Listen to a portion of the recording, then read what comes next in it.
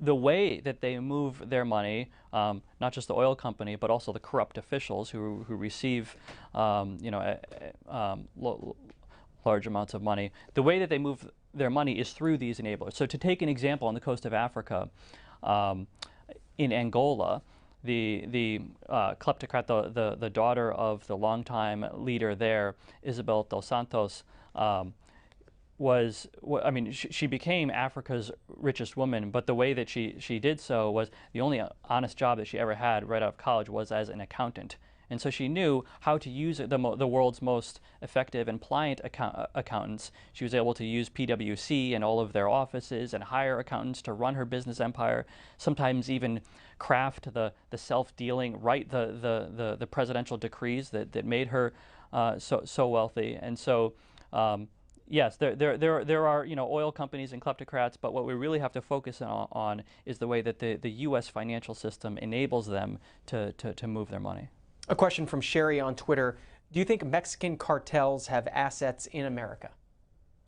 Well, yeah, I mean, assets and also networks, ways of laundering drug money to and from the United States, including cases like one of the ones that I mentioned earlier. This gentleman who, well, I guess this was a Colombian cartel, but they use similar, what's called a black market peso exchange, where they use a system of currency exchange to launder drug money back into their home country. But then the money came back to America again in the form of sitting in a trust in South Dakota.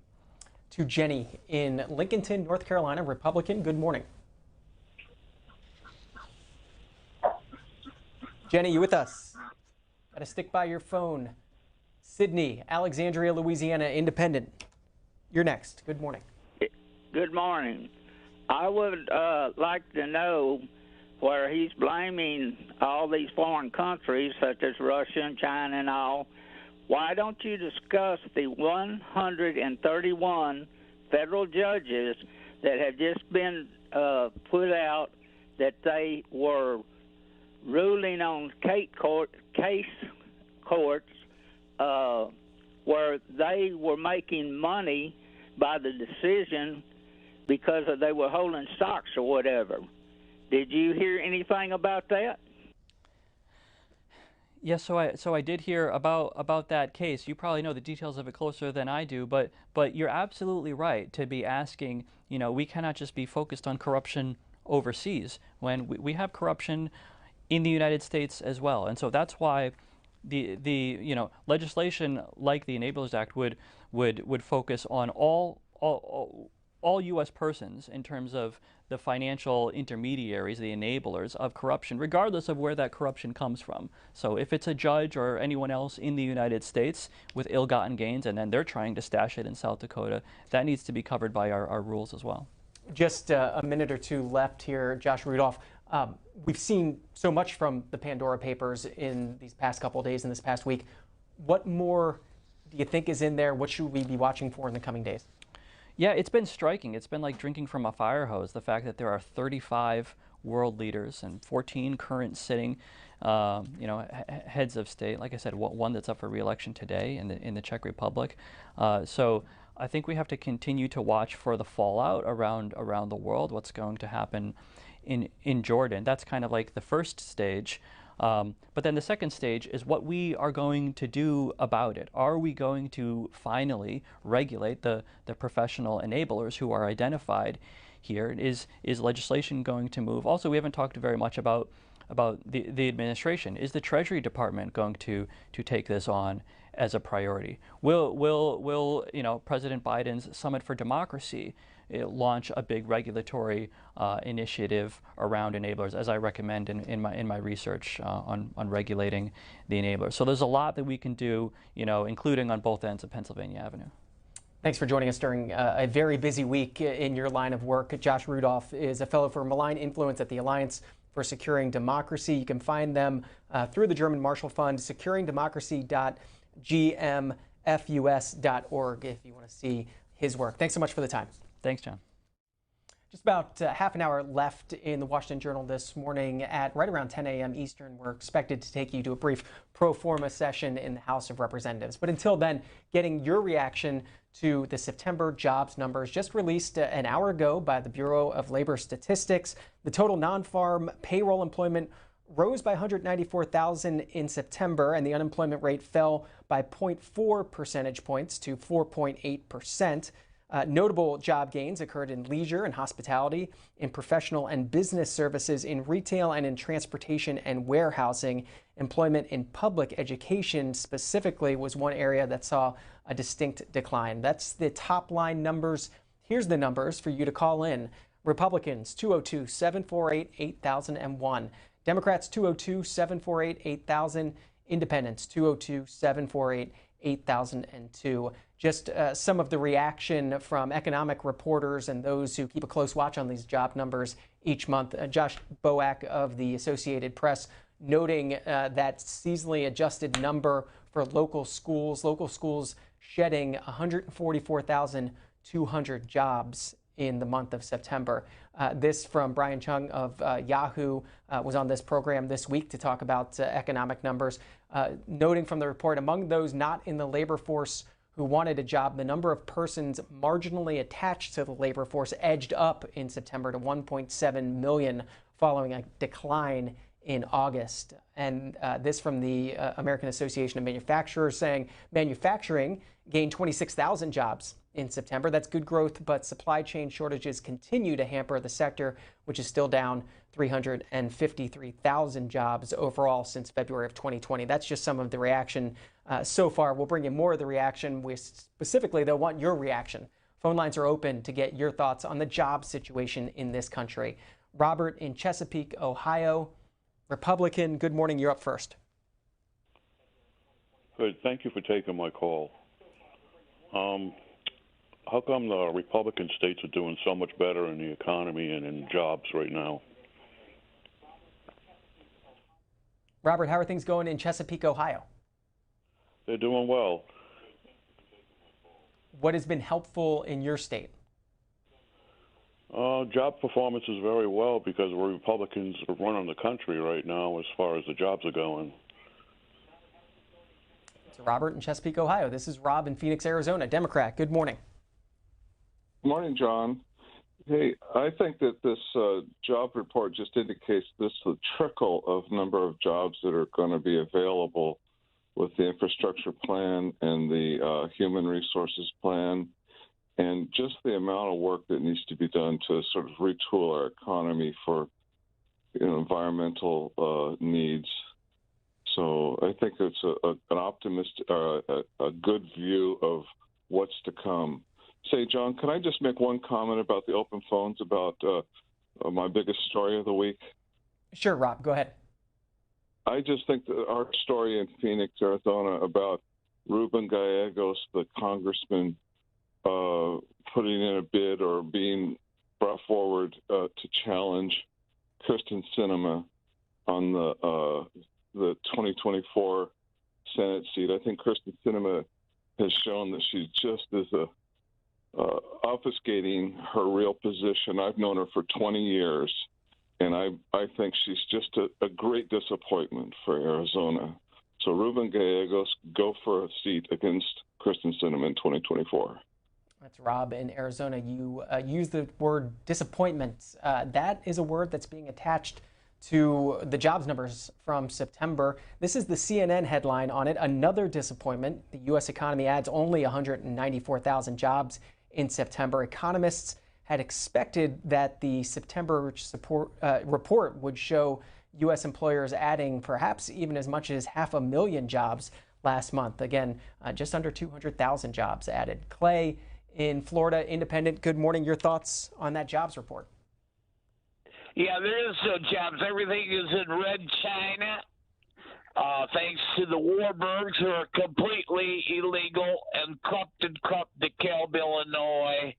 Hitler. All right, that's Clay in Florida. This is Pam in South Haven, Mississippi. Republican, good morning. Good morning. I have quite a number, I think, of reasons why the job rating is down. part of it is that people have been home and stayed home and do not want, they just as soon take the free money that's coming in and stay at home since everything, since the pipeline was closed, gasoline has risen, inflation is going crazy, that it's actually not worth working at some places. Plus all the mandates for teachers, nurses, everything to do with that has to do with people wanting to go back to work. So I really believe it's just a disaster on the Democrats' part, and I like some of the Democrats that actually stood up for what they believe. Pam, on the pandemic's impact on jobs in this country, since fairly early on in the pandemic, the Bureau of Labor Statistics has been adding supplemental questions to its monthly jobs question, these polls that they use to come up with these jobs reports each month. Here's what they write about those supplemental questions, those additional questions for September. In September, 13.2% of employed persons teleworked because of the coronavirus pandemic, little changed from the prior month. In September, 5 million people reported that they were unable to work because their employer closed or lost business due to the pandemic. That is, they did not work at all or worked fewer hours at some point in the last 4 weeks due to the pandemic. Among those not in the labor force in September, 1.6 million persons were prevented from looking for work due to the pandemic. That's little changed from the month of August. And other supplemental data also in that report. Again, available at bls.gov. That's what we're showing you, that data that just came up about an hour ago. It comes out at 8:30 a.m. Eastern on the first Friday of every month. This is Jeff in Indiana Independent. Good morning. Hey, thanks for taking my call. I'd just like to connect a couple dots, and some of this I tried to get in on the last segment. I think it relates there also, and it relates to the job numbers. I live in northern Indiana. I'm between Fort Wayne and South Bend. Help wanted signs everywhere. And in Fort Wayne, Amazon is building a plant. They're about half done with it. They say that will employ 2,000 people. In Fort Wayne, there's already help wanted signs everywhere. Where will those people come from? And I saw last night on the local news, in the Elkhart area, Amazon is also building a plant, probably will employ 2,000 people. Up there, help wanted signs everywhere. Now, to connect the dots, in southern Indiana, Camp Atterbury, refugees are coming over from Afghanistan. We have people coming in from the southern border. These people are more than willing and able, probably, to take these jobs and would be more than happy and will fill these jobs, and I'll bet they'll get vaccinated. I just would like to see some of those dots connected because the jobs are out there, and we are importing the people that will take them if we would just wipe the dust out of our eyes and see the truth. Thank you. Fox 59 in Indiana with the Associated Press story on this and their headline, Amazon to employ more than 1,000 people at 2 new facilities in northern Indiana, the stories that the caller was talking about. Ricky in Michigan, Democrat, good morning. Go ahead. Hello, how you doing? Doing well. Go ahead. I think your last caller, you was right. See, these people would take the jobs, but the main thing is mandated the shots and stuff, because people are scared to go to work because they scared to get the virus. And if these people don't get the shot, who knows what job they probably go into, it might spread up in that job. So I think people are just scared to go back to work because they know that, you know, places is not gonna do the mandate. That's Ricky in Michigan. It was yesterday that President Biden traveled to Illinois to talk about vaccine requirements and the administration's push for vaccine requirements at businesses. This is the president from yesterday. We have to beat this thing. So while I didn't race to do it right away. That's why I've had to move toward requirements that everyone get vaccinated where I had the authority to do that. That wasn't my first instinct. My administration is now requiring federal workers to be vaccinated. We've also required federal contractors to be vaccinated. If you have a contract with the federal government working for the federal government, you have to be vaccinated. We're requiring active duty military to be vaccinated. We're making sure healthcare workers are vaccinated, because if you seek care at a healthcare facility, you should have the certainty that the people providing that care are protected from COVID and cannot spread it to you. The Labor Department is going to shortly issue an emergency rule, which I asked for several weeks ago, and they're going through the process, to require all employees with more than 100 people, whether they work for the federal government or not, this is within in the purview of the Labor Department, to ensure their workers are fully vaccinated or face testing at least once a week. In total, this Labor Department vaccination requirement will cover 100 million Americans, about 2/3 of all the people who work in America. And here's the deal. These requirements are already proving that they work. President Biden yesterday in Illinois. We're going to be hearing more from President Biden today, specifically on the jobs report. We're expecting that in just about 2 hours from the White House, 11:30 officially on the president's schedule, 11:30 a.m. Eastern.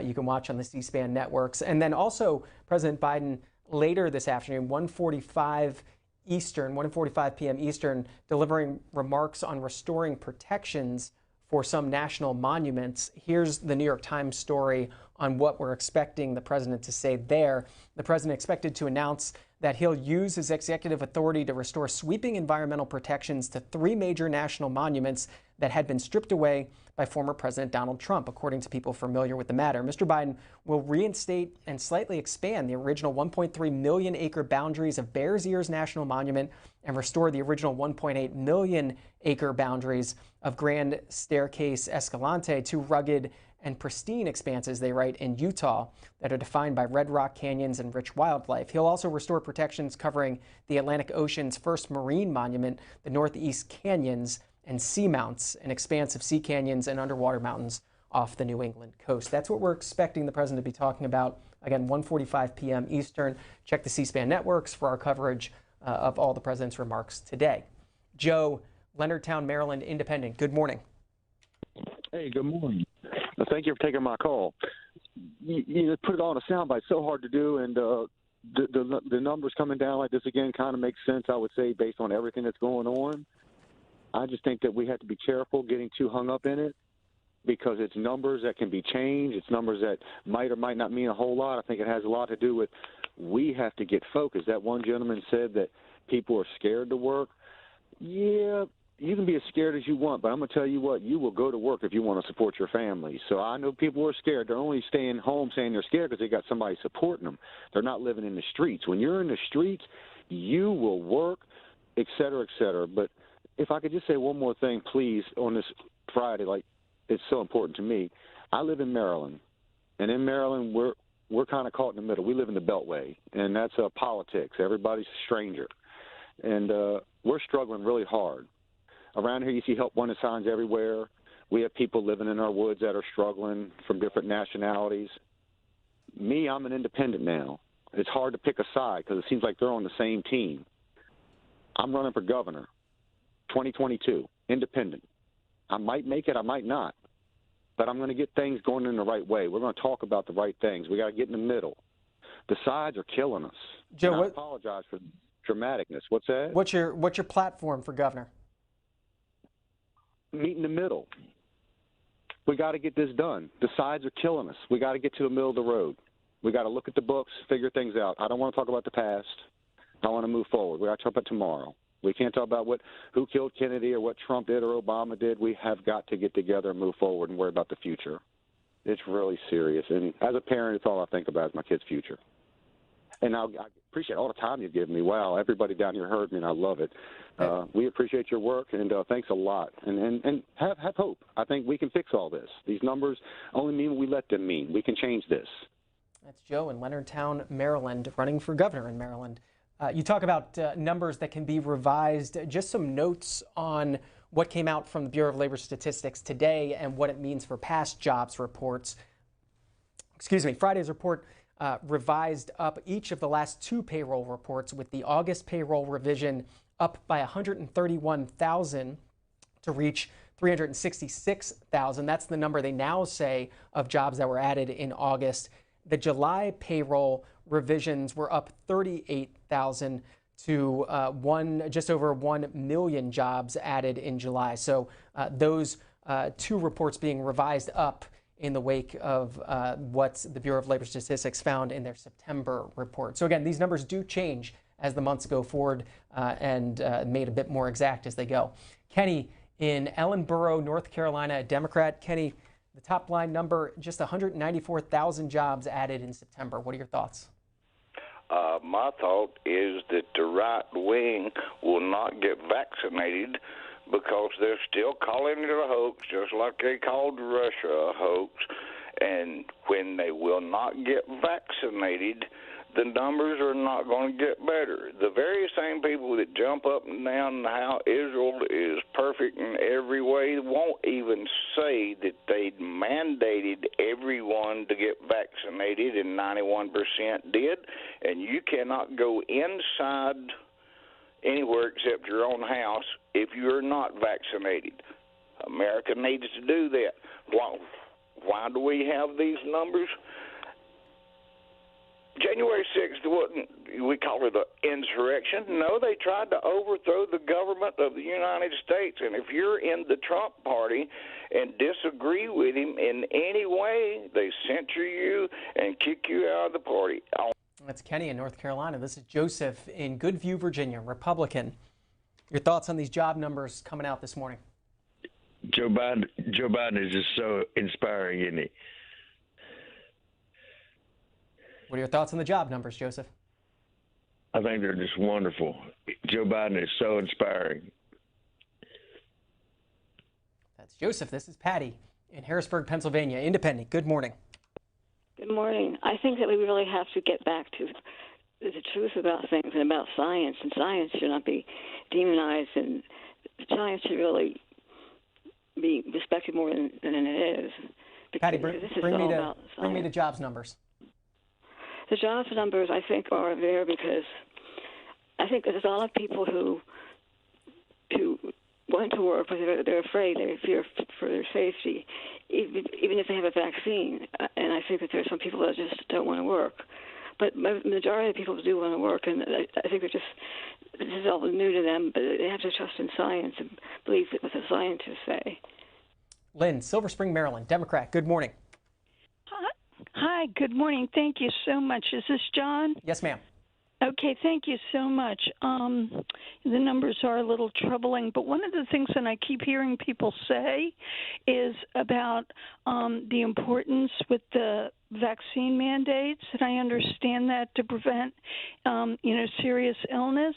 But what we need to realize, and Dr. Fauci was very clear about a month ago, and then he reiterated it in the White House COVID task force meeting later that week, that the vaccine, unlike any vaccines we usually think about, measles, mumps, whatever, you can't pass it on.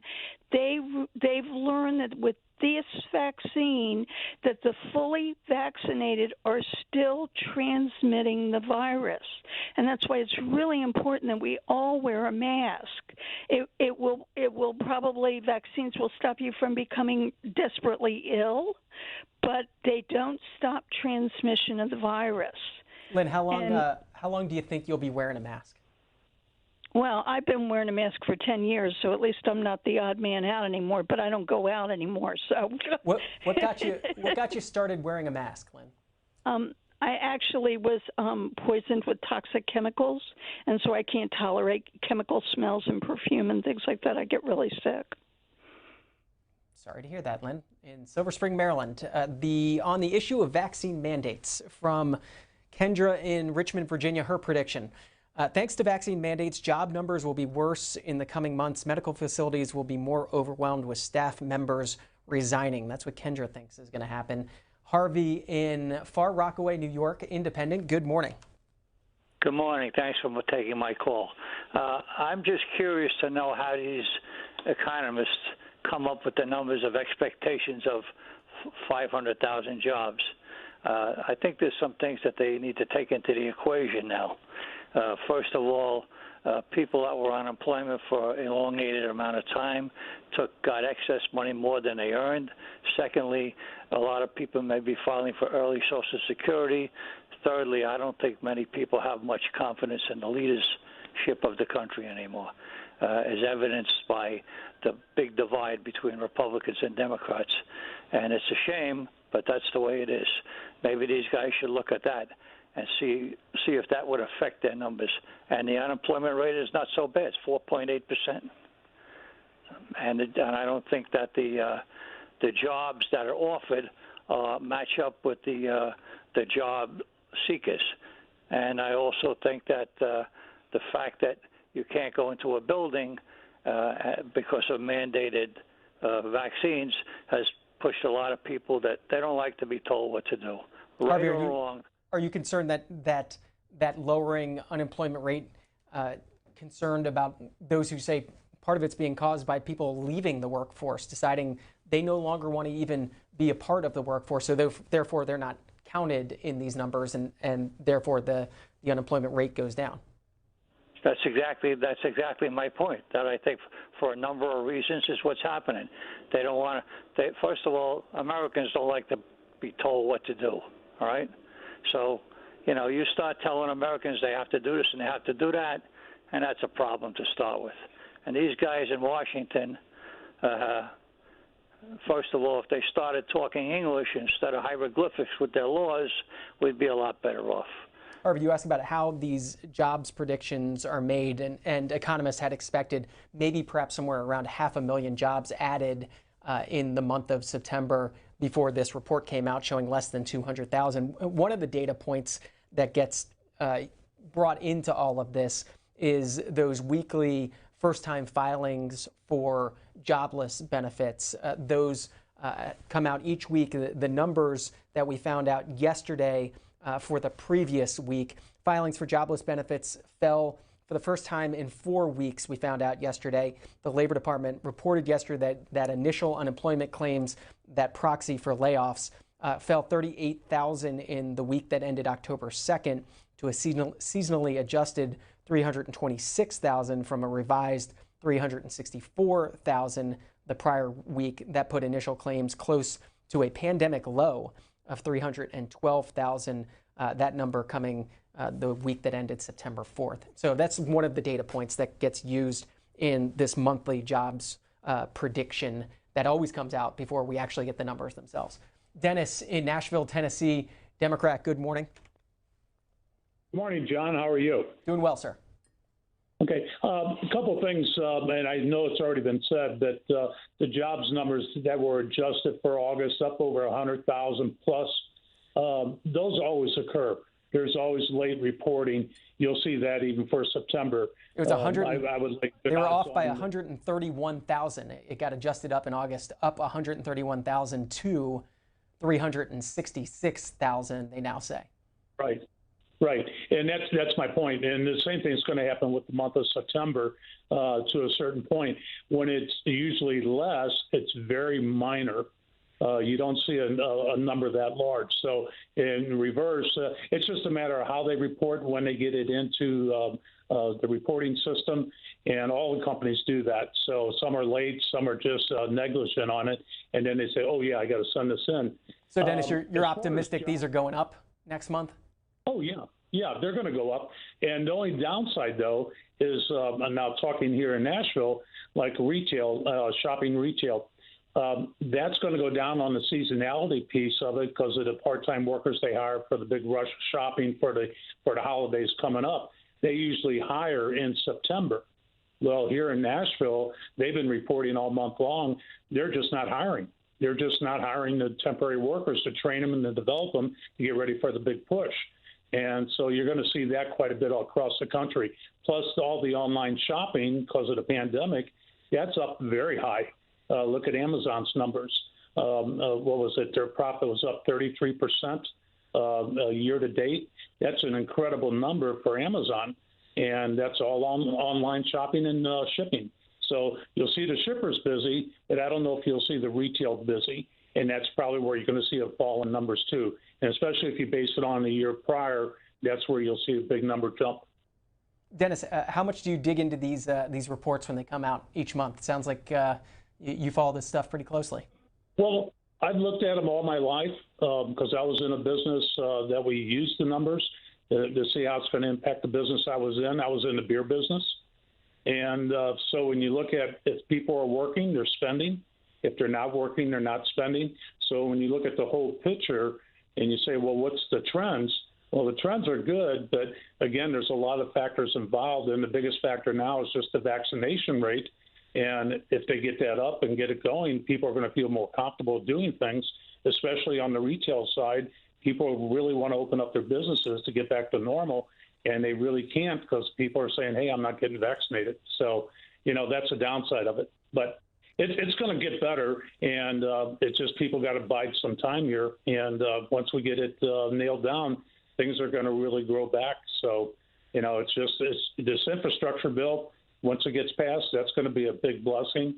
You're going to see a lot of jobs created from that. And then the human infrastructure, all the women that left the workforce, because of children, hopefully that works out. So, there's a lot of good positives out of it. Dennis, I know it's only about 10 a.m. Eastern this morning, but as a guy who worked in the beer business for a long time, what's your favorite beer? Oh, God. My favorite is probably Michelob Ultra. It's Dennis in Asheville, Tennessee this morning. Just a few minutes before the House comes in for a brief pro forma session. Scott in Hutchinson, Kansas. Go ahead as we wait for the House. Oh, thank you, John, for taking my call. I appreciate the chance to call in. And I really liked a lot of the callers that you just had. The last one was very, very knowledgeable in what's going on. I've traveled around a little bit, and I do see help wanted signs everywhere. And I'm just, the demographics of the baby boomers leaving the workforce is definitely a component of jobs that are out there. It's a lot of these low-paying jobs, $10 an hour. It's hard to make a living on. But I've seen other jobs that are, starting out near 20 that are still looking for people. And in Missouri, it's Timken Manufacturing and different good companies that needed help. And the thing that I am concerned about is the logistics. We've had a lot of trouble getting things in, and when you see all those ships out in off the coast of California not being unloaded, there's a lot of things in a global supply chain that we need that we're not making here that I wish we did. But my other point, Scott, Wichita. Can I ask what line of work you were in that you travel around a lot? Well, some of it was just a vacation, and I did a little bit of traveling for that. But I was involved in paper and fuel, ethanol, but I wanted to say, Wichita last night had a main water line burst, and they're on a water boil advisory. And so when people kind of balk at infrastructure, I think that's a huge mistake. So many needs are out there for the basic infrastructure repairs. There's going to be a need for more workers. And a caller earlier talked about the immigration reform, where there's so many people coming in that would be happy to have a good paying job to feed their families and have a better life. And I just think they keep punting that problem from one administration to the next administration to the next administration, and I'm really frustrated that we haven't come up with a good immigration reform, because the baby boomers are retiring, and you just look at the needs of people to get things done, and there's just not there. So, well, Scott, yeah. We'll have to end it there. Kyle Kondik of the University of Virginia Center for Politics back with us this morning, joining us to talk about a new effort to explore political polarization in the U.S. and how to bridge it. Kyle Kondik, explain first why and how you chose to undertake a study on this topic? So the University of Virginia Center for Politics, where I work, is working with a new group called Project Homefire that is very concerned about, as we are, the divides in the country and just the deep amount of distrust between people who voted for Donald Trump and people who voted for Joe Biden. And one of the things that I think is come out in this study, and we've been sort of rolling out pieces of it. We did a bit on immigration yesterday. We introduced the project last Thursday. And one of the things that comes out is that on certain policy matters, in fact, a decent number of policy matters, Trump and Biden voters are not necessarily that far apart. I'd say specifically on some of the details of the bipartisan infrastructure bill that passed the Senate with bipartisan support and is now sort of awaiting its fate in the House. But, support for things like kind of hard infrastructure, building bridges, roads, rural broadband, those things are basically pretty strongly supported by both Biden and Trump voters. But then you get to some of the more kind of contentious proposals, tax increases, making community college free. And that's where you start to see some, differences on policy matters. And also, there's just an extreme amount of just distrust in that, both a big swath of Biden and Trump voters, they don't trust people from the other side. They think that elected officials from the other side are essentially a threat to the country. And, I don't think it's earth-shattering necessarily to say that, the country is divided. But I think that sort of the depth of some of these findings has been kind of alarming to some. And that's part of why we did the project, is that we want to try to expose these things and then try to figure out ways that people can maybe talk more effectively to each other. On measuring the depth of that division, when people call up and say, we're more divided than we've ever been in this country, are they right? Well, look, so this is the first time that we've just done this actual poll, so I can't say, oh, well, we did this poll 20 years ago and it said, things were better. This is a country that's also fought a civil war. I think it's probably, I think it always maybe feels like, oh, things are worse now than they've ever been. But that said, I think my guess is that if you did a poll like this again 20, 30 years ago, that the differences probably would not be as stark. Part of it too is that the country is ideologically sorted out. 20, 30, 40 years ago, you had more moderates and conservatives in the Democratic Party. You had more moderates and liberals in the Republican Party. There was more ticket splitting across the country. I think that the electorate kind of sort of showed more willingness to kind of cross over. And now, we're at a time where very few states have, a senator from each party representing it in the Senate. You only have 17 House districts that voted for one party for president and one party for House. And so there's not as much crossover, I guess, in the electorate and in Congress as there used to be. And I think it's maybe reflected in some of these numbers too, that the partisan camps are well divided and they don't like each other. Political polarization, our topic. Phone lines, as usual. Republicans 202-748-8001. Democrats 202-748-8000.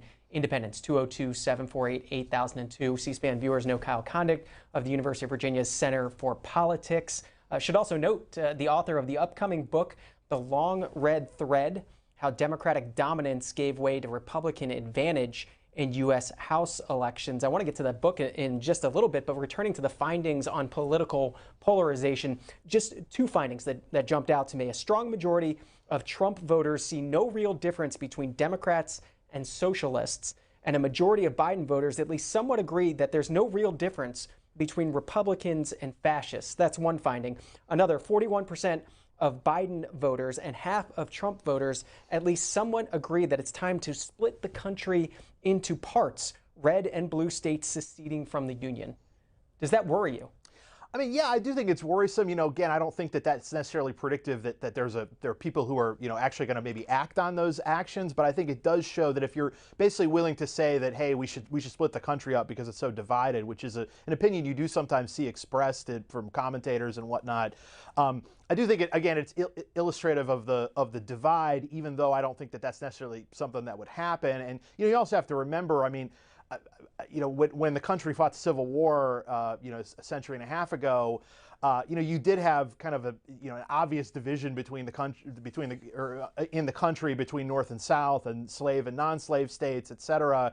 you know, the way politics are in the United States, yes, you have red and blue states, but a lot of states are kind of, particularly like in the Midwest, a lot of states are kind of a mix of red and blue, where you've got kind of big blue urban areas and kind of red Republican rural and exurban areas. You know, how you would actually divide up the country, even if you wanted to, and I certainly don't, I personally don't want to, you know, how you would even do that, I don't know how that would work. On coming back to the historical comparisons here, I want to bounce this off you from David Vondrelli of the Washington Post, his column this week. He said, "It's fashionable to say that the United States is at its low point and that the rest of the world is going to blazes too. We're more divided, more demoralized, more deceived than ever before. Our problems are too large and our leaders who are too small for their jobs. What the diagnosis gets wrong," he writes, "is the historical dimension.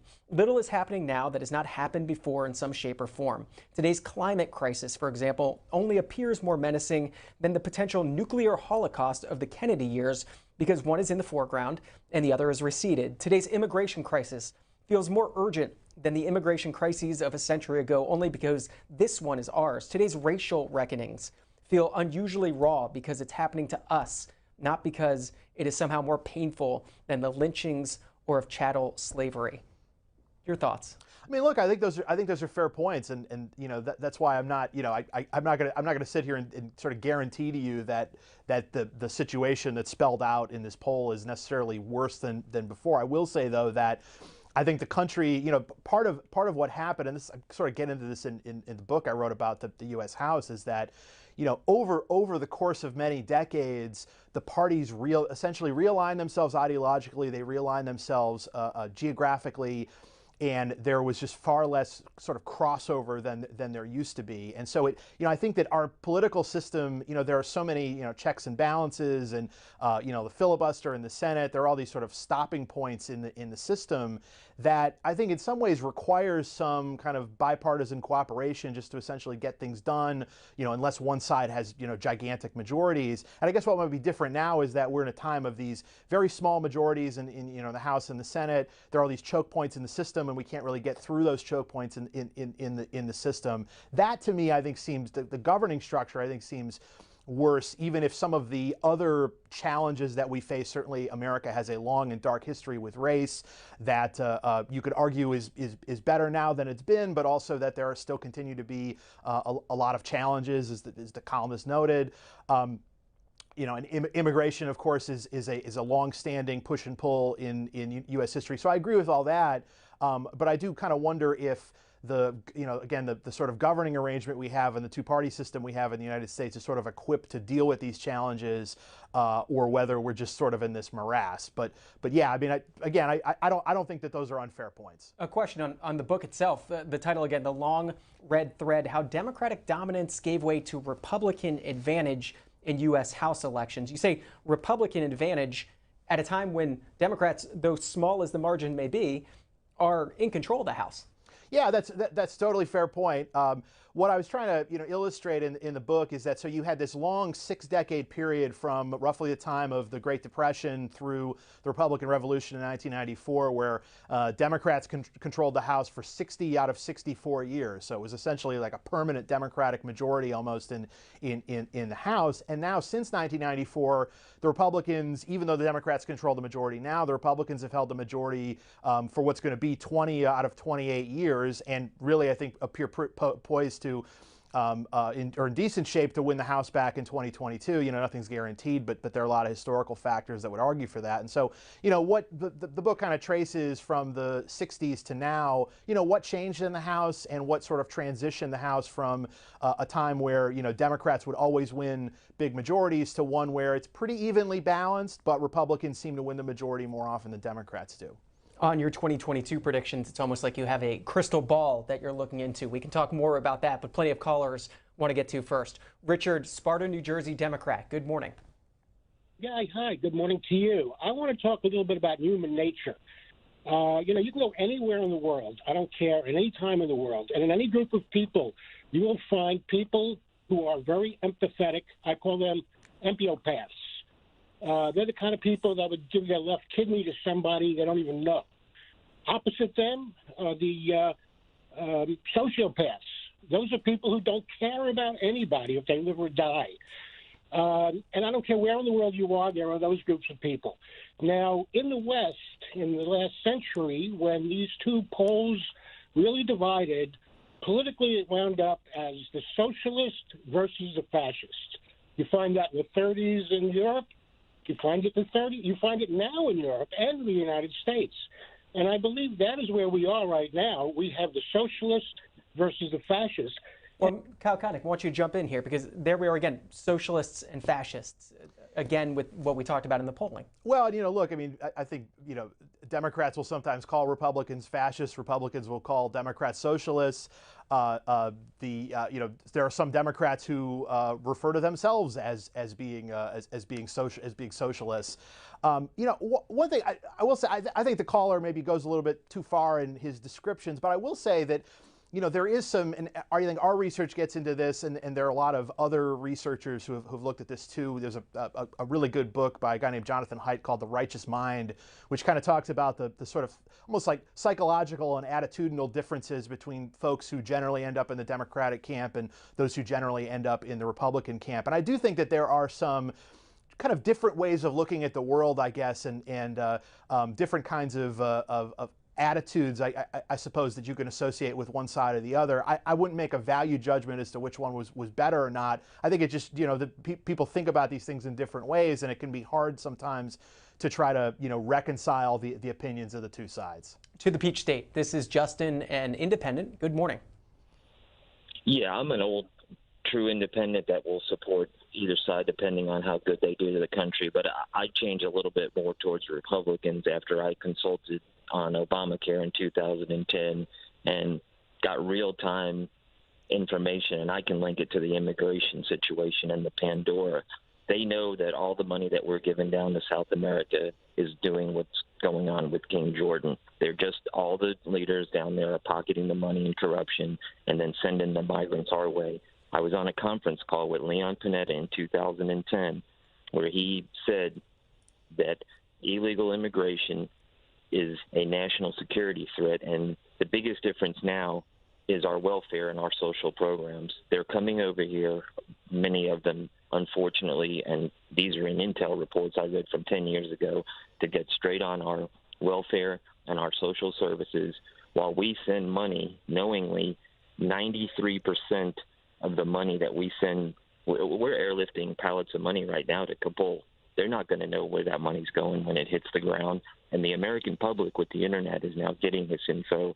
And the reason I don't support the Dems anymore is I would sit in consultations with them. They would look at a real intel report and then go out and just lie about it.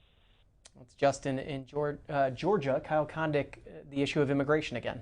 Yeah, look, and this is a dividing line between the two parties in that I think, be it either kind of how many legal immigrants we let into the country or what we do about illegal immigration, Republicans are just likelier to be sort of more concerned about that issue and be favoring and sort of or more, I guess, more restrictive on that issue too, and Democrats are likely to be kind of more laissez-faire on the immigration point. Again, we talk about history. I mean, this has been traditionally kind of a dividing line at certain times between the two parties. I mean, if you go back, 100, 150 years, the Democrats back then, even though the parties were way different, the Democrats in some ways were also the party of kind of more recent immigrants, and the Republicans were sort of more of the party of kind of the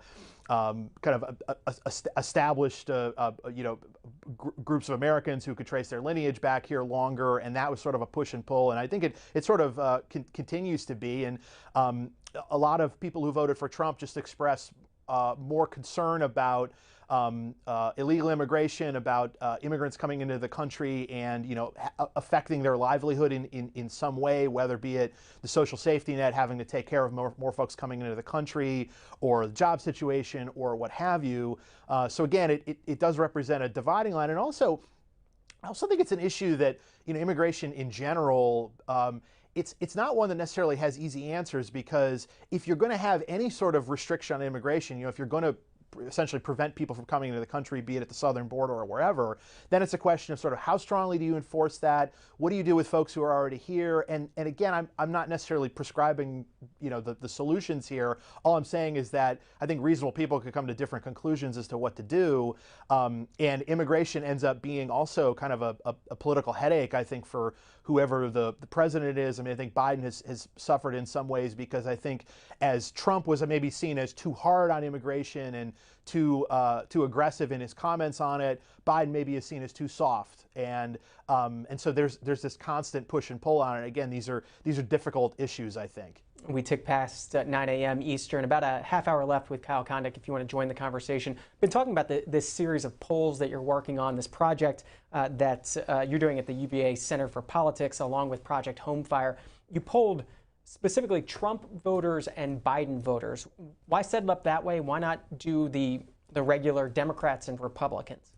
I mean, look, there's going to be a lot of crossover between people who identify as Democrats, people who identify as Biden voters, and people who identify as Republicans, and people who identify as Trump voters. But I think we wanted to just set up 100% on one side, 100% on the other, and sort of avoid some of the folks who maybe voted third party or maybe call themselves one party label, but maybe vote a different way. And there are still some of those folks in the country, particularly if you look at party registration in certain states. For instance, Republicans in a state like West Virginia, they only very recently overtook Democrats in terms of their party registration edge in that state. And that's a state. We'll leave this program here to take you to remarks from President Biden on the September jobs report.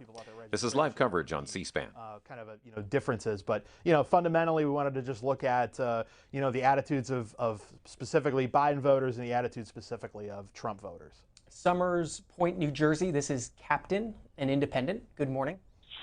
Good morning. I'm speaking to the situation of creating wealth offshore with American companies, which they've been doing for many years. My family was very good at it. At the time, my father was the largest manufacturer of commercial refrigeration in the world, privately owned. His fortunes were made by setting up affiliates and distributorships, but mostly joint manufacturing. Well, Captain, I tell you what, it's a story that might have worked better in our previous segment when we were talking about dark money and the movement of money around the country. Do you have a comment on political polarization? Because that's what we're talking about now. Yes, I think it benefits some people to make people angry at each other. And I think consequently, some folks know how to increase their popularity in the polls by pitting people against each other. That's pretty much what's happened. We'll take the point, Captain. Yeah, I think it's a totally fair point. And one of the things that we're hopeful to do with this polling and data project going forward is to try to point out some of the messages that politicians can use that instead of maybe intentionally trying to divide folks can maybe try to build some bridges. And in an ideal world, both parties would be sort of incentivized to have those kinds of messages. But unfortunately, as Captain said, they're sometimes incentivized the other way, and that sort of stoking division can be a way to win elections. But I think it's maybe not the greatest way to try to govern the country, or certainly to bring folks together. Speaking of winning elections, I want to come back to the crystal ball. Remind viewers what Sabato's crystal ball is. Yeah, so we are a nonpartisan elections analysis newsletter. We come out at least a couple times a week at centerforpolitics.org/crystalball.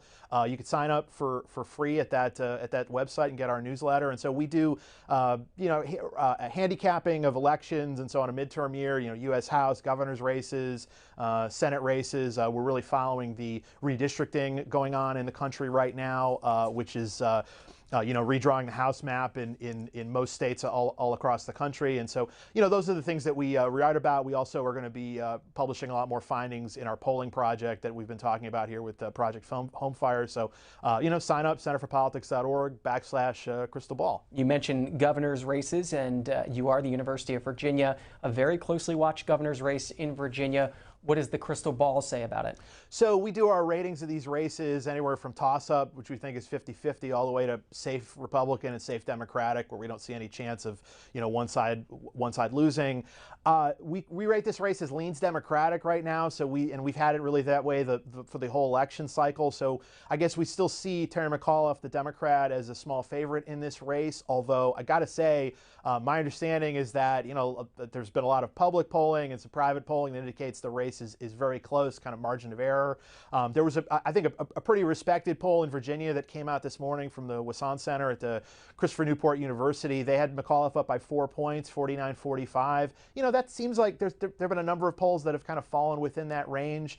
So you might rather be McAuliffe than Youngkin. At least I think I still feel that way. But I do think it's a very close race. Glenn Youngkin, of course, is the Republican nominee, someone from the business world who I think at the very least, Donald Trump did pretty poorly in Virginia, particularly the second time he lost by 10 points in 2020, which was ended up being the biggest Democratic win for president in Virginia since 1964 in the Lyndon Johnson landslide. But I think that probably sort of overstates a little bit how Democratic Virginia is. I think it's definitely become a left of center state at this point. But I think Youngkin is probably someone from business background, probably has a little bit more appeal to some lapsed Republican voters in places like Northern Virginia. So I do think this is a very close and competitive race. It's a race that often breaks against the White House. It's pretty common for the party that doesn't hold the White House to end up winning this race a year after the presidential race. So and that also gives it means that it always gets a lot of national attention. Plus the fact that so many political commentators and operatives live in Northern Virginia, and so it's their home state race, and so I think that also causes there to be a little bit more focus on it. In terms of how Terry McAuliffe has run this race, what is it going to mean for election 2022 if he wins and if he loses? Well, so McAuliffe started by, I think, more clearly embracing Joe Biden than I think he is now. I think McAuliffe has kind of certainly read the tea leaves. He said himself he was on a call a couple days ago, and he sort of admitted that Biden is not really even that popular anymore in Virginia. And I think as Biden's numbers have gone from his approval was in the low to mid 50s for much of the start of his presidency. It has now turned net negative. I think that it was dipping in July and August, and then the collapse of the Afghan government in Afghanistan kind of exacerbated Biden's problems, and so I think that you're seeing McAuliffe. McAuliffe, when he won in 2013, he tried to create some distance between himself and the then Obama White House. I think that McAuliffe started this race kind of clearly embracing Biden, but I think he's had to pivot a little bit because Biden has gone from being a clear asset to maybe not a clear asset in this race for the Democrat McAuliffe. From the Old Dominion to the Hoosier State, this is Howard in Carmel, Democrat. Good morning. Yes, good morning. Yeah, political polarization, in my view, is our most critical issue right now. And just cite the reference from Ken Burns, the documentarian that we're all pretty familiar with. He's very famous, who's chronicled major episodes in American history like the Civil War, World War II.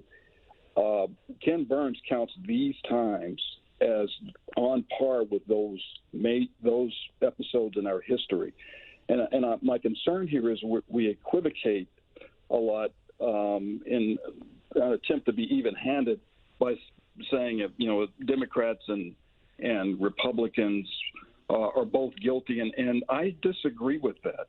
I mean, we had an insurrection by a specific political party headed by a criminal president. That's very different, and we need to address it more clearly. We have individuals that are showing up in the school board meetings with guns and other violent issues. The violence around the country has mushroomed. White supremacist groups are on the march. I mean, these times are different than others, and when we try to do this equivocation, it worries me because we don't get to the issues. And I'll end with this. I mean, we have a constitutional framework for our democracy where we assume that all of us agree to what the aspirations we reflect in our Constitution. I think today that's not true. we have a party that's working against our constitutional framework, and we need to call that out. We've had people who cheered the insurrectionists who are now sitting in Congress. So how do we identify these embedded, I'd say embedded domestic enemies that now reside in the Republican Party? We have to. We'll take the question. Howard, Kyle Koenig. Well, look, I mean, I do think it's fair. I think particularly in terms of the kind of lack of trust between the two sides. I mean, I think that, when Donald Trump was president, particularly after the election, the stuff he said about the integrity of the election was it was very irresponsible, and it was not, he wasn't backed up at all. And also, I think we know, because even, Trump criticized, even though he won in 2016, he criticized the integrity of that election as a way to sort of, deflect from not winning the national popular vote. But, the bottom line is I think he's propagated a belief amongst many Republicans that the election was somehow stolen, or that Biden didn't win or whatnot, and that if the results were only audited or what have you, that the result would be different, and the result wouldn't be different.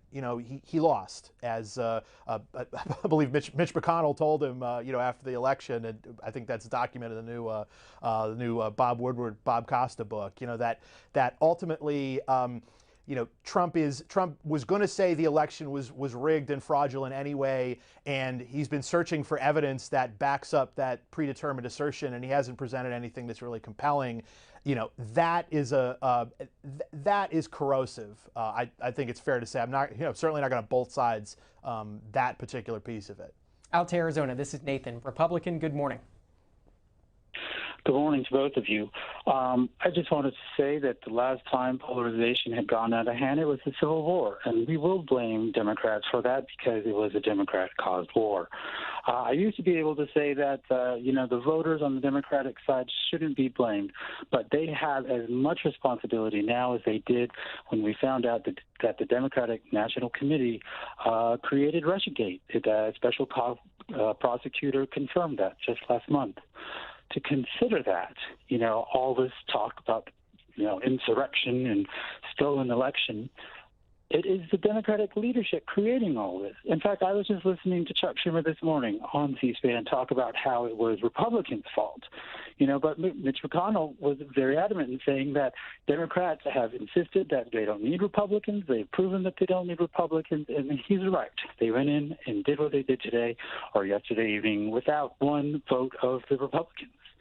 Kyle Koenig, on what happened this week on the debt ceiling, the caller pointing out that Republicans didn't vote for the final bill to raise the debt ceiling, at least through December 3rd, but 11 Republicans joining Democrats to break the filibuster, to end debate and at least move to that vote. Does that give you some sign of hope? I mean, not particularly. I mean, the debt ceiling too, and I would have said this in fact, I did say this when Trump was president. There was some, that the debt ceiling always ends up getting raised. Although we've gotten to the point where there's a lot of brinksmanship on the debt ceiling, and it just seems to me that like risking a default would be a pretty bad situation for the sort of the stature, the financial stature of the United States. But I think the way you look at this, it sort of depends on what do you think an actual majority in the Senate is, because the votes are there to do a longer term debt ceiling increase. It's just that it would be essentially a 51-50 vote if everyone was present, with Kamala Harris breaking the tie. But the Republicans are choosing to filibuster, and then you have to ask yourself, well, is it just sort of a natural state of affairs that everything must be filibustered? And then that helps you sort of assign what blame is. I mean, my thinking would be that Republicans don't have to filibuster the debt ceiling; they don't have to vote for it.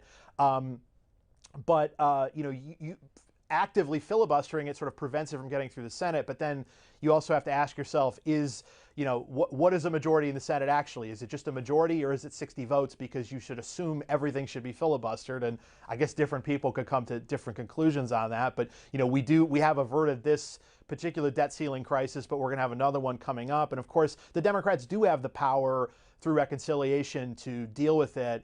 I kind of feel I've sort of felt that throughout this whole back and forth that it's in some ways just kind of posturing as to like what's going to end up being in political ads next year. And I think Republicans want to be able to say that, you know, that the Democrats, you know, are, I mean, they're going to argue that Democrats are, you know, spending too much money anyway, but that they're, you know, that they're you know, busting the budget and that's that sort of thing. And so that, but to me, they could say that anyway without the debt ceiling. And I sometimes wonder, you know, what's really the purpose of the debt ceiling other than to create these kind of what I think they're artificial crises, but they're also real crises in that if we ever did actually breach the debt limit, you know, who knows what might happen and what that would do. Hello, folks. Good afternoon, everyone. Today, for the first time since March of 2020, the American unemployment rate is below 5%. In just 8 months since I became president, in the midst of a grave public health and economic crisis, the unemployment rate is now down below 5% at 4.8%.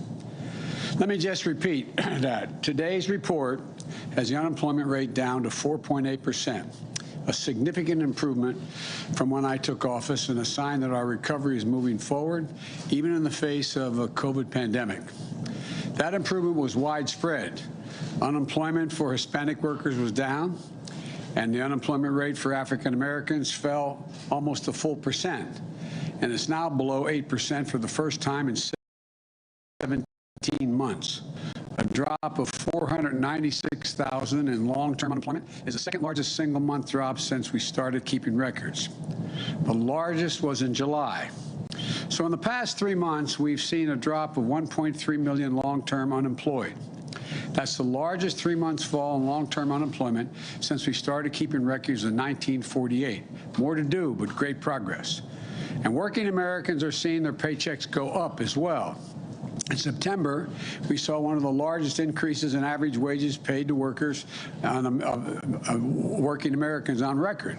Today's report comes one day after the Labor Department found, in the third quarter of this year, the number of layoffs and job reductions was the lowest in this country since 1997.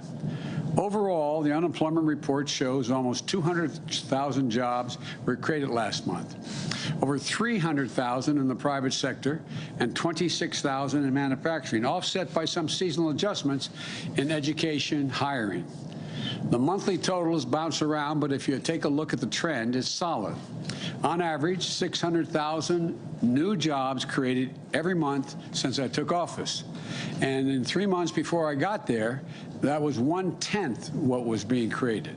It's 60 to 60,000 as opposed to 600,000 jobs a month.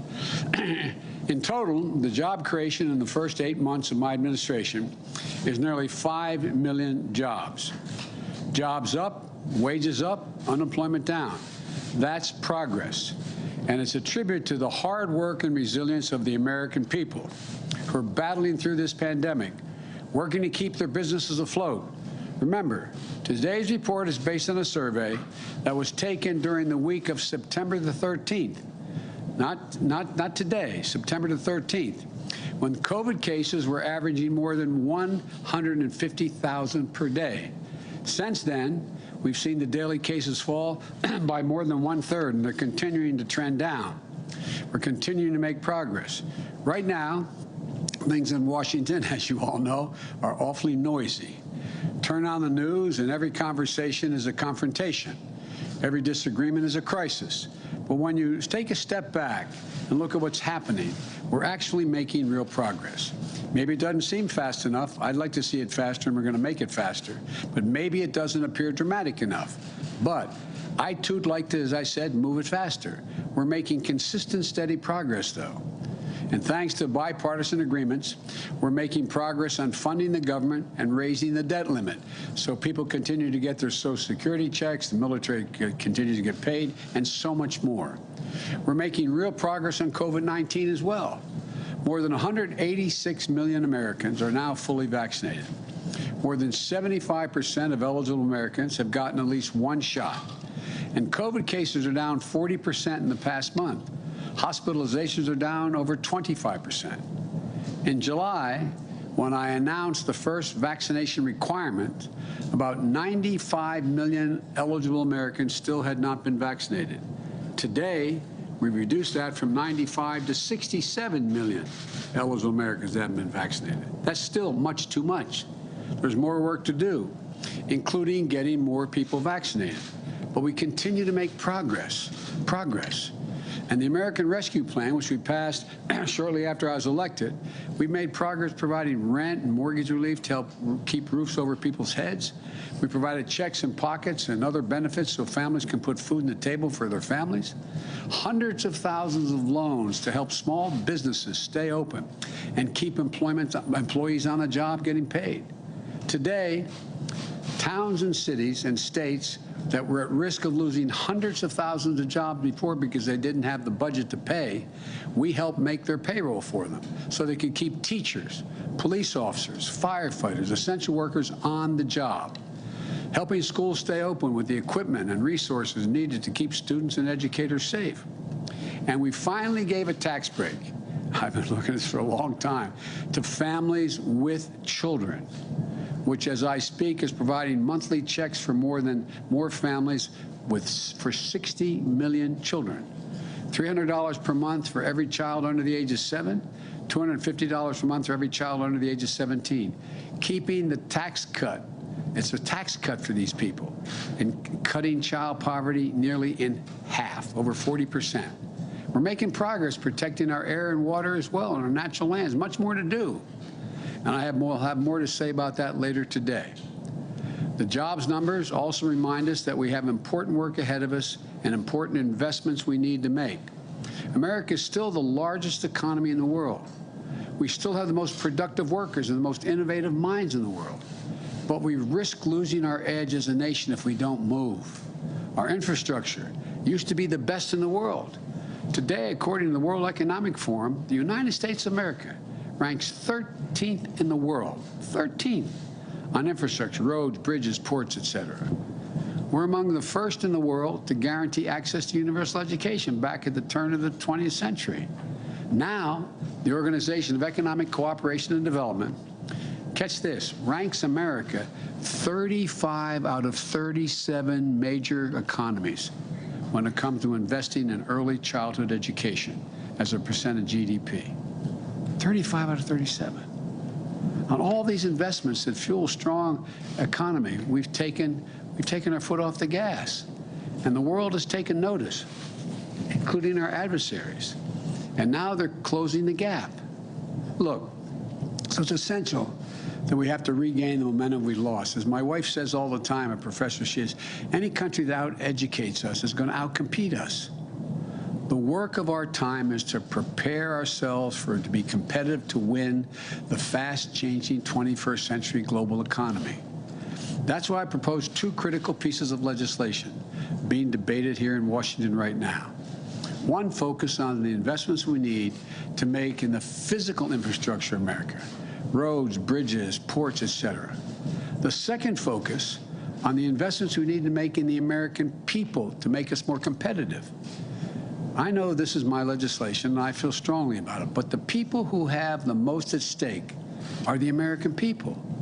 So we need to stay focused on what these bills will mean to the people who are just looking for a little bit of breathing room, a fair chance to build a decent middle-class life, to succeed and thrive instead of just hanging on by their fingernails.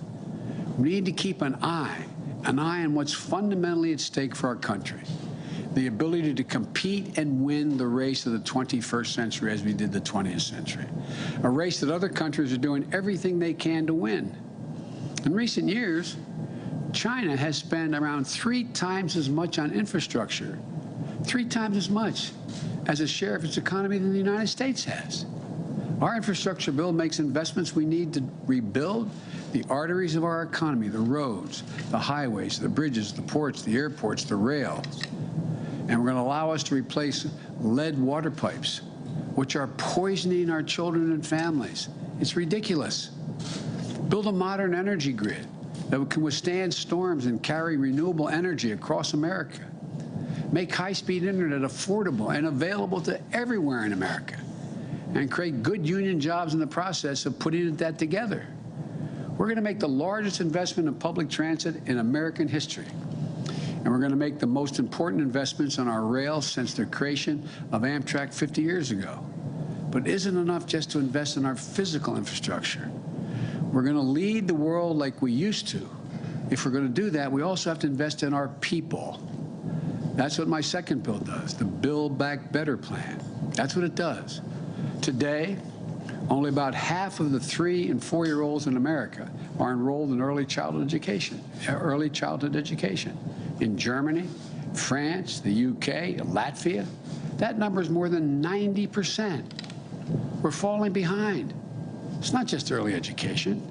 According to one study, America ranks, catch this, America ranks 33rd out of the 44 advanced economies when it comes to the percentage of our young people who have attained a post-high school degree. The United States, 33rd out of 44. My Build Back Better plan gets us back on track to making 4 additional years of public education available for every person in America. 2 years of high-quality preschool in the front end, which indicates that over 56% of the children will be able to go through all 12 years and beyond without any interruption. And investments in community college, so our students can gain the skills they need and carve out a place for themselves in the 21st century economy. We're going to help build families. We're going to help them afford to care for their new baby, a child, an elderly relative. It's going to extend the tax credit for families with children. It's going to help us meet the moment on climate change and become a global leader in the fast-growing clean energy industries like solar and wind power. The whole world knows that the future of the auto industry is electric, and battery technology. We need to make sure America builds that future instead of falling behind. We should build those vehicles and the batteries that go into them and the charging stations they're going to need, the 500,000 we're going to build across America. Here in the United States, we should be doing this. And look, if we get this done, we're going to breathe new life into our economy and our workforce, and we're going to breathe cleaner air at the same time. These are the kinds of investments that will get America back in the game and give our workers a chance, a fighting chance. Economists left, right, and center agree. Earlier this year, Moody's on Wall Street projected that the investments in these bills will bring us a higher GDP and additional 2 million jobs per year and lower unemployment. These bills are not about left versus right or modern versus progressive or anything else that pits Americans against one another. These bills are about competitiveness versus complacency. Competitiveness versus complacency. Opportunity versus decay.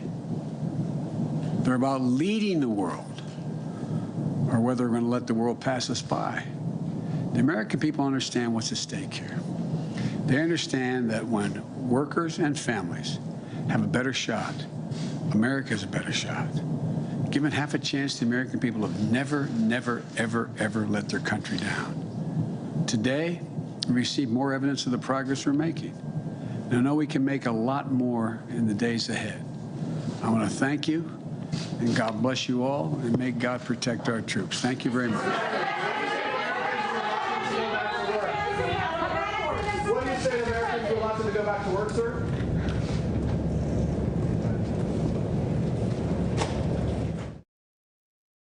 C-SPAN is your unfiltered view of government. We're funded by these television companies and more, including Midco.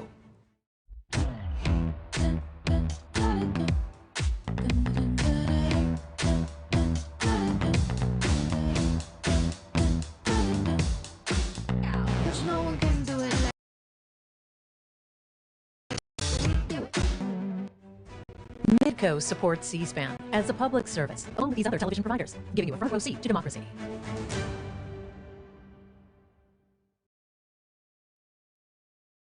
Coming up tonight on C-SPAN, at 8 Eastern, FEMA Administrator Deanne Criswell testifies before the House Oversight and Reform Committee on recovery efforts following Hurricane Ida.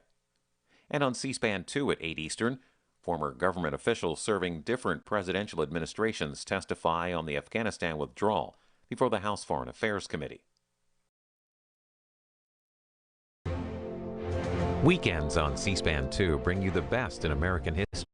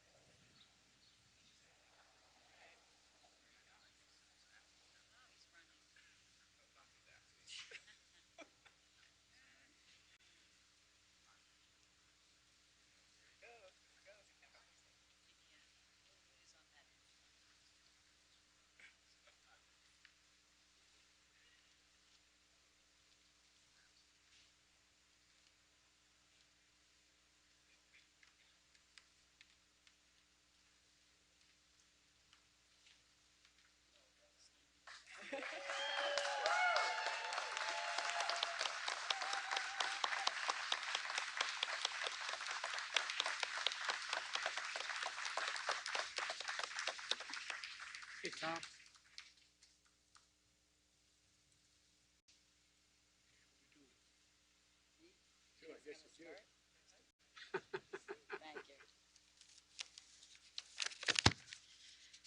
Good afternoon, everybody. Please be seated. We're here for a celebration. We're here to celebrate the latest step that President Biden is taking to protect, to conserve, and to restore the lands and the waters that all of us cherish.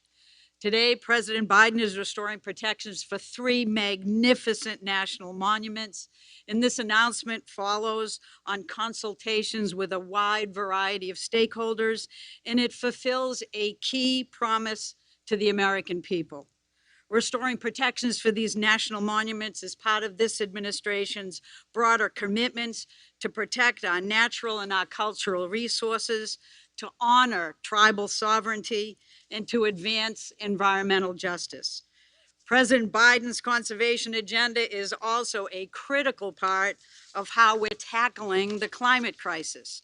By protecting our ecosystems, we strengthen the power of our soils, our grasses, and our trees to trap carbon pollution. And healthy natural systems build up our resilience against the climate impacts that we know we are already facing. Tapping into these natural climate solutions will protect public health. They will protect us against climate impacts. They will promote biodiversity, and yes, they will grow our economy. That's worth a clap.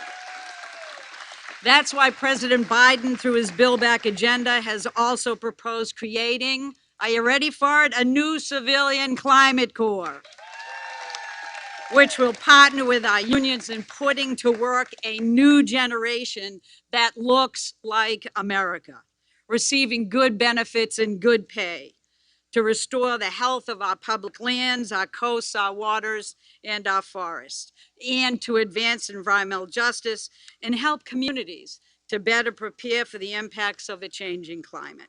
And across our administration, we're taking a whole of government approach to conservation and to climate with the agencies that steward so many of our lands and waters, like the Department of the Interior and Agriculture and Commerce. We're all working together to advance wind and solar, to promote climate smart agriculture and forestry, and create good paying union jobs all along the way in implementing these innovative climate solutions. So as we celebrate today's restoration of these 3 national monuments, we're also committed to building back better as we tackle our climate crisis. And with that, I am so honored to introduce my good friend Brenda Mallory, the chair of the White House Council on Environmental Quality, who is leading on our conservation and environmental justice efforts. Brenda.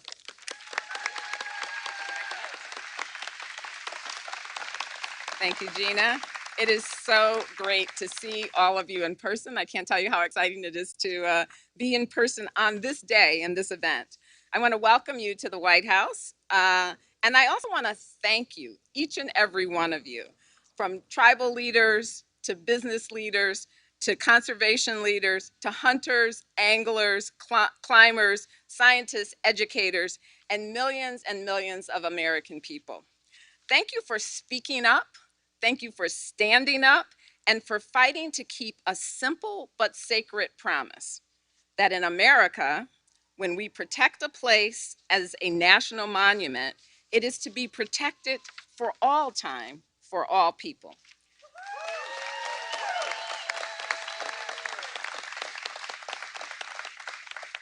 Let us reflect on the meaning of this moment. The single largest elimination of protections of lands and waters in U.S. history was met by the single largest mobilization for conservation in U.S. history. Millions and millions of Americans rallied to help tribes defend Bears Ears, to restore Grand Staircase Escalante, and to safeguard the Atlantic Ocean's first marine national monument. This fight has galvanized a new and powerful vision for conservation in America, a vision in which we act with urgency and ambition to conserve and restore the lands, waters, and wildlife we love and that are disappearing so quickly. A vision in which the stewardship traditions and conservation priorities of tribal nations and are celebrated and supported in both law and policy. A vision in which every child in America, no matter where they live, has a chance to experience nature's wonders. And a vision in which we harness the power of our forest and farms and ocean and coast to keep our climate livable and communities thriving. This is the vision that President Biden, with your help, is pursuing. And let me tell you, there is no one better to stand beside as we drive this work forward than our extraordinary Secretary of the Interior. Ladies and gentlemen, my friend and partner in so many things, Secretary Deb Haaland.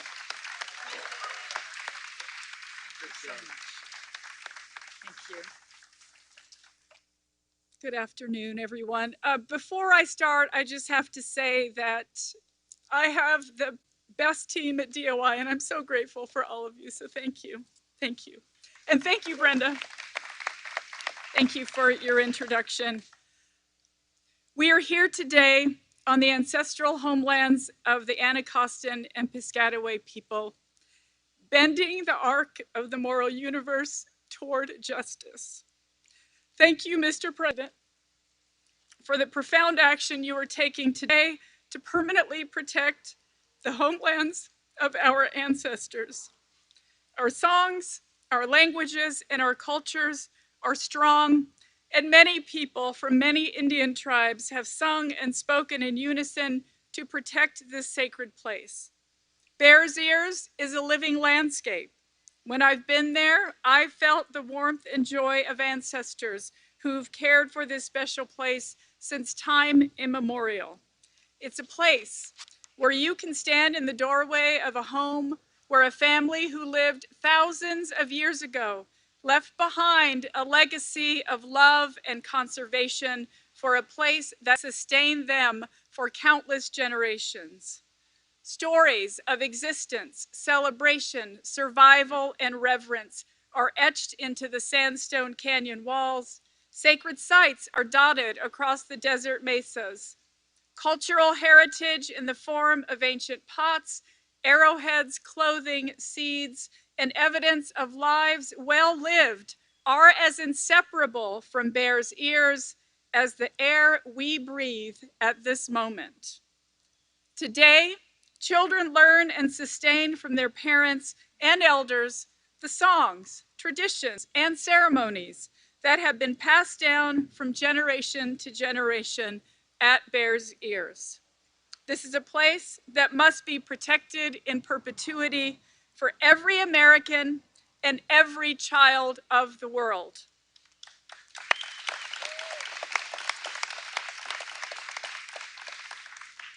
Today's announcement, it's not just about national monuments. It's about this administration centering the voices of Indigenous people and affirming the shared stewardship of this landscape with tribal nations. The President's actions today writes a new chapter that embraces Indigenous knowledge, ensures tribal leadership has a seat at the table, and demonstrates that by working together, we can build a brighter future for all of us. We have much more good work ahead. Together, we will tell a more complete story of America. Together, we will conserve and protect our lands and ocean for people, for wildlife, for the climate. Together, we will strengthen our economy with healthy, resilient natural systems. Thank you, Mr. President. Thank you for strengthening the nation-to-nation relationship. Thank you on behalf of all Americans who love and value our cultural heritage. Thank you on behalf of the local communities whose economies are continually benefiting from healthy ecosystems on our public lands, national monuments, and parks. I am so grateful and very proud to serve on your team. And now it's my distinct honor to introduce you, ladies and gentlemen, the President of the United States of America. Thank you. That's a big deal.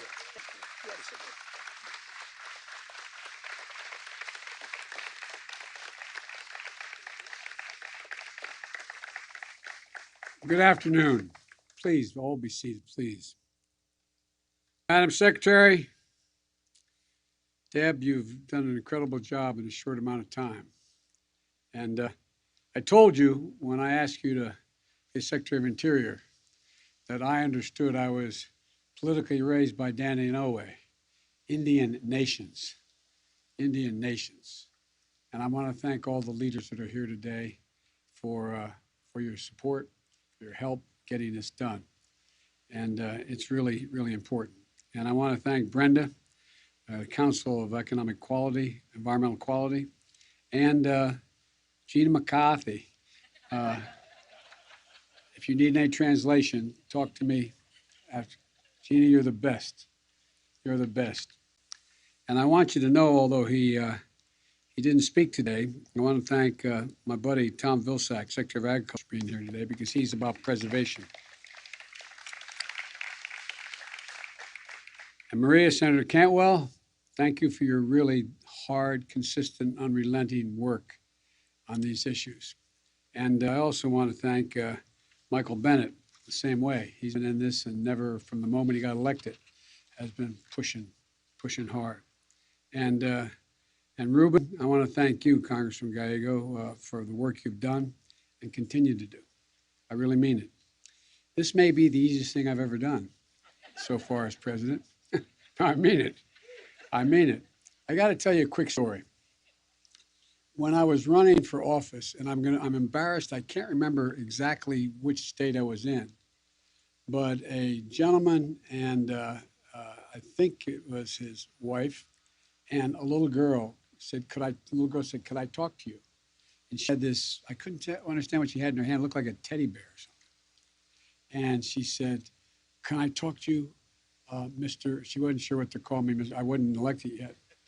Mr. President or Mr. Vice President. I said, sure, what's the matter, honey? She said, I want to give you something. I want to give you some bear's ears. I looked at her, and she gave me this little set of bear's ears. She said, you've got to promise me. You got to promise me. You'll protect the bear's ears. And I'm thinking, what the heck is we... I mean, at the time, I knew bear's ears, but I didn't quite get it. She said, and her dad said, you know, a national park. I said, oh, yes. She said, and she went and looked, she said, you promise. You promise. And I promised. And it's the easiest promise that I've made in a long time. I'm grateful to the tribal nation leaders and both those who are here with us today and those who are unable to join us.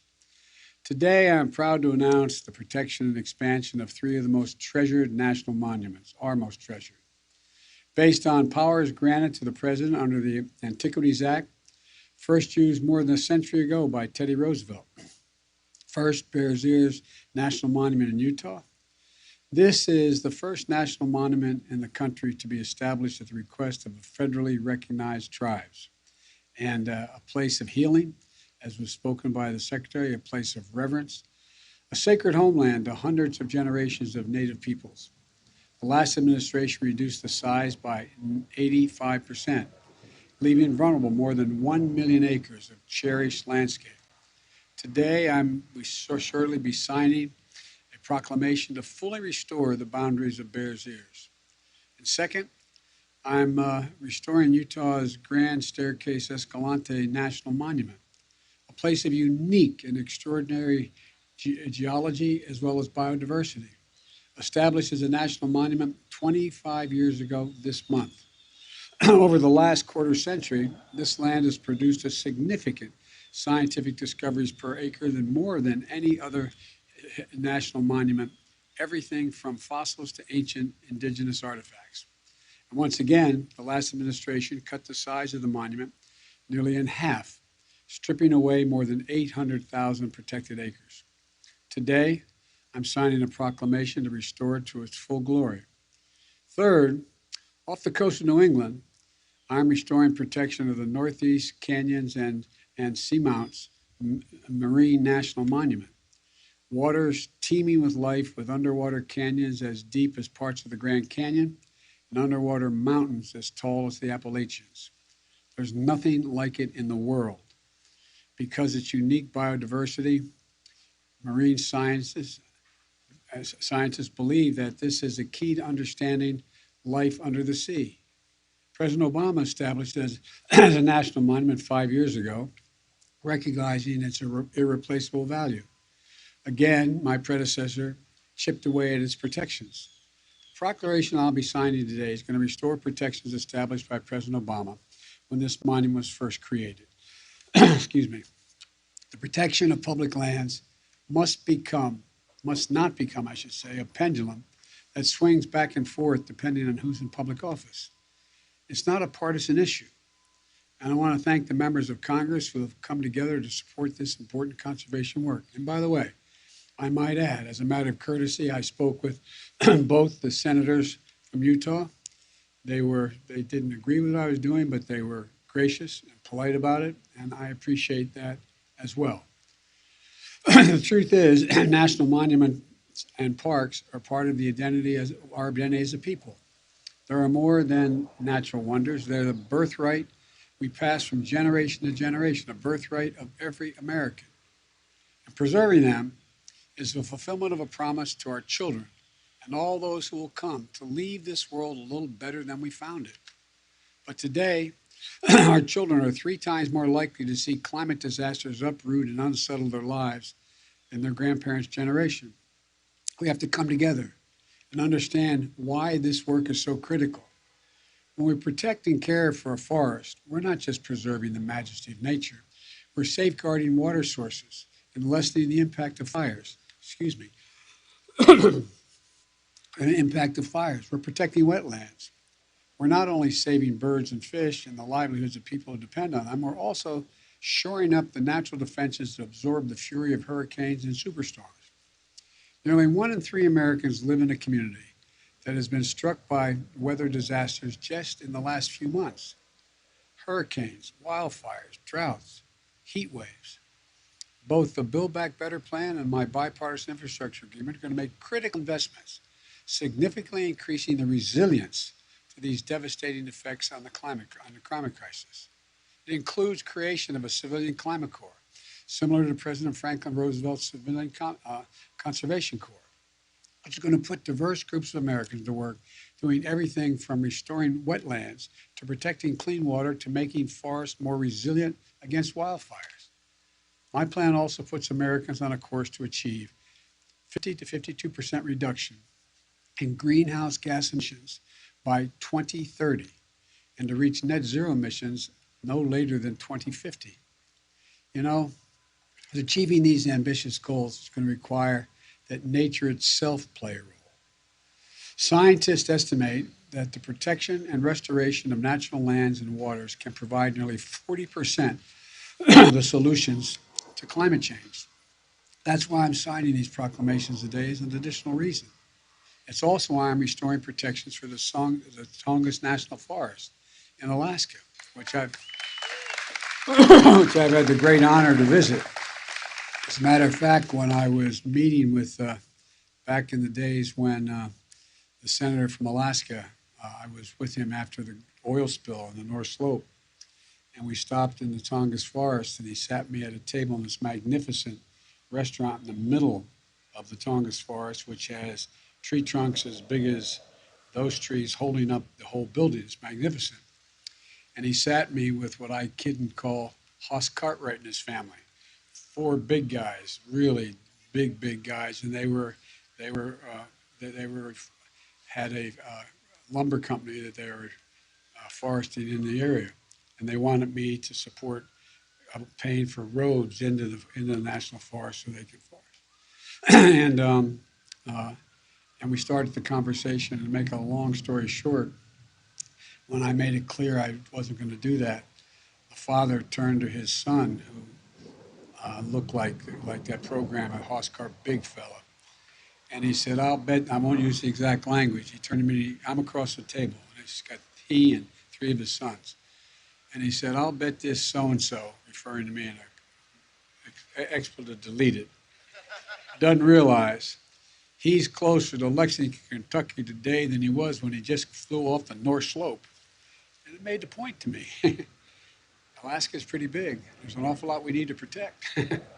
But that's why I'm working to protect Bristol Bay from mining operations that would threaten one of the world's largest salmon runs. That's why I'm refusing to sell out the Arctic National Wildlife Reserve to oil and gas drilling. These protections provide a bridge to our past, but they also build a bridge to a safer, more sustainable future, one where we strengthen our economy and pass on a healthy planet to our children and our grandchildren. Let me close with this. Edward Abbey, a writer who once worked as a ranger at the Arches National Park in Utah, wrote, and I quote, "This is the most beautiful place on earth. There are many such places. Every man, every woman carries in heart and mind the image of the ideal place, the right place, the one true home, known or unknown, actual or visionary." End of quote. Folks, that's the United States of America. That's America, a country we all share together, a country that we must protect together. And this is just one more step in doing what other presidents have done, starting with Teddy Roosevelt. And I'm now going to sign these proclamations and thank you all.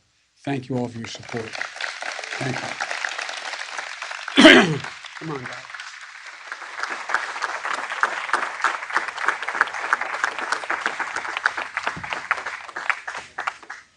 All right.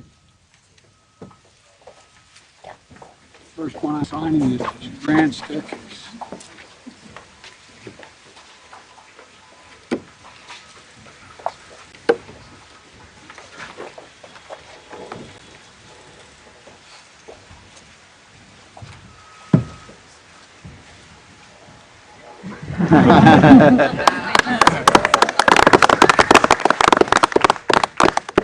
All right.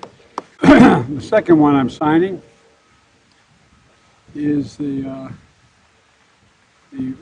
Bears Ears. Yes. I wish I could remember that little girl's name. I hope she's watching. I hope she's watching. Thank you for signing this, President. It's important. You guys know it better than anybody.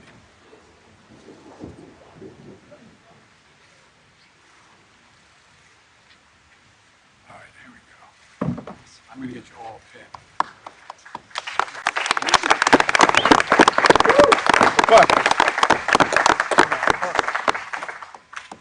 And the third one I'm signing is the Northeast Canyons and Seamounts Marine National Monument. I'm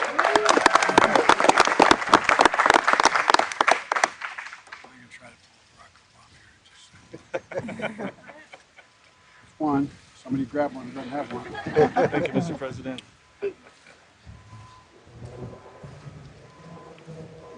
Next one.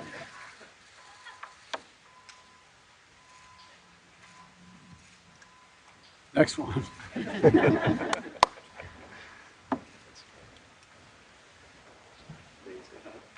Next one. I'm going to do the same back home, Mr. President. Thank you. Next one. I'm going to start adding middle names.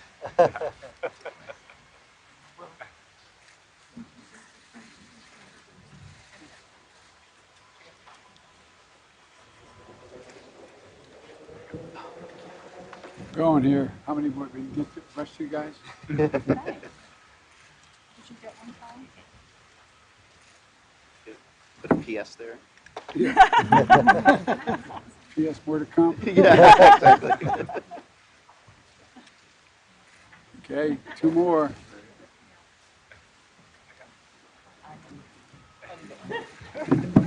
Barack used to be able to do this to say Barack Obama, and he didn't give away 17 pens. There you go. One more. And if I don't have enough pens, Do a heart sign. everybody get one? Yes, sir. Yes, sir. All right. Good luck. Thank you.